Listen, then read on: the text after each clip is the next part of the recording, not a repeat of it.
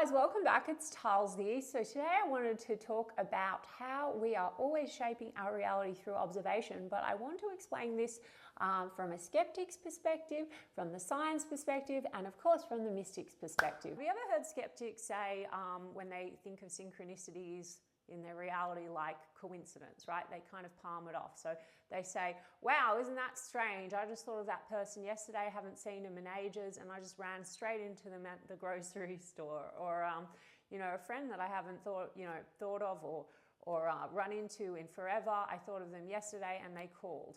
So are these coincidences, guys? Well, let's think about this. Consider how many micro decisions, even if we were to consider that people are separate from us and that, that person, the skeptic, had that experience, how many micro decisions and things would have had to move around, for example, for these two people to meet in a grocery store at that exact moment. But let's take it away from the skepticism and let's look at how science and mysticism may explain this, okay? And how we do, if you accept this, there's a lot of argument for why we shape our reality through us and our personal observation, okay? So I'm going to talk today about the many worlds theory, which Hugh Everett introduced in the 1950s, though it wasn't sort of widely accepted. And it's still just theoretical, though there are many physicists and scientists that are now taking this quite seriously, like David Deutsch and Sean Carroll, for example. So the argument here is that when we observe, we don't actually collapse reality into just one outcome, but in fact, all outcomes exist and the wave never actually collapses. But the universe is in fact multiple or infinite branches. We're just observing one of those, and all of those branches continue to exist, arguably in infinite parallel realities, worlds, universes, and that we are coexisting in all these worlds, but we're only sort of aware of the experience that we are observing, okay? So Sean Carroll took this quite seriously, as did David Deutsch, and you can check them out online. But in contrast, the Copenhagen interpretation, which is the observer effect, right, says that a wave collapses when it is observed by measurement. So in this case, it would be you, the observer, leaving you with an outcome, okay? But in both, observation comes first, okay?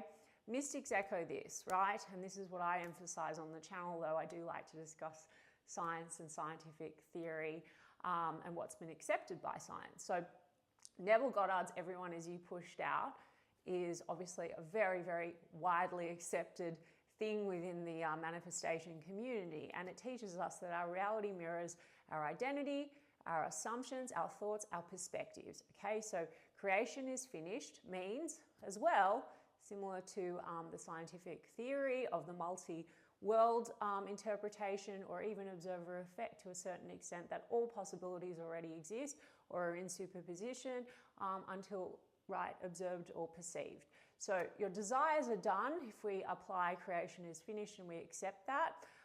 And even if something, you as the observer experiences something, say, unpreferable in one version of reality, the outcome that you would have preferred still effectively exists, okay? Cause and effect. I've talked about that many times. Neville talks about that. And many teachers talk about that, right? So, and also science, right, as I discussed. So you shift your observation and you shift your experience, okay? This is why the whole SP question about like having your SP conform is never about changing them.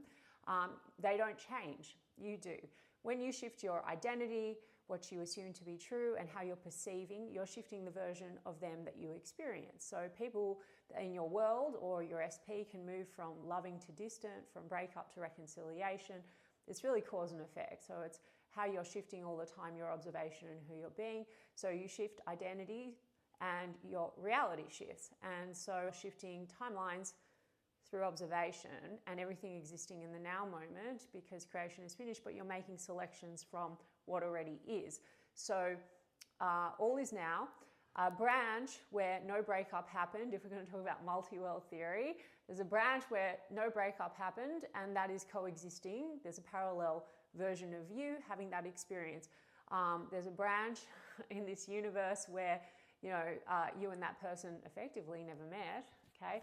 There's a branch where you and that person you had a fight and it doesn't even matter anymore.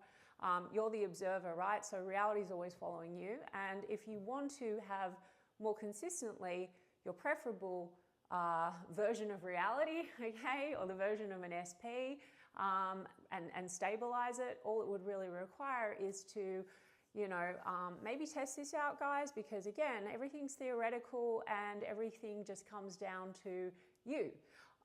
You're the evidence. So even while science has explored this, science is always looking for evidence and proof. Science cannot necessarily rationalize a lot of things that the consciousness community discusses.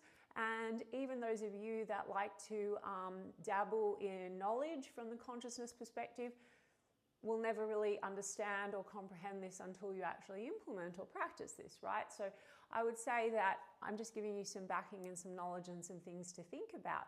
But if you were to just, with the backing and the knowledge that everything is coexisting, that you being the cause, the outside being the effect, anything that is an effect that you've experienced that you don't prefer, you can uncause it or you can choose again in the now moment. And by sustaining an identity that is coexisting, arguably, in the now moment, in a parallel version, from a science perspective of reality, or in the case of the mystics, the outside being your mirror, another version of your reality that must be reflecting your new identity and your perspective, then you're going to, by testing this, see that your reality is always going to be reflecting you being the observer and how you're observing. Okay, so nothing is ever lost, nothing is ever gained, because creation is finished. And even if we take multi-world theory, effectively that supports that idea, right, that everything is still coexisting. The wave has never collapsed. Everything exists in the now and is coexisting. And if we take Neville's interpretation, or the biblical interpretation from a metaphysical standpoint, this also supports it. And you can check out my video that I did on why nothing is ever lost. And I've also included some free primers for you guys that are going to help you to stabilize your preferred identity, so you can consistently perceive and observe from the place where you get your preferred outcome, which is already in existence in the now moment. And so check them out. I've pinned them in the comments section of the video and in the description. And this was a very brief explanation. Obviously, guys, I'm not a scientist, but I am fascinated by this stuff. And I always like to give you guys something to think about, like food for thought, okay? So I hope that helped in some way for you guys. And I'm sending you guys so much love, and I will check in with you soon.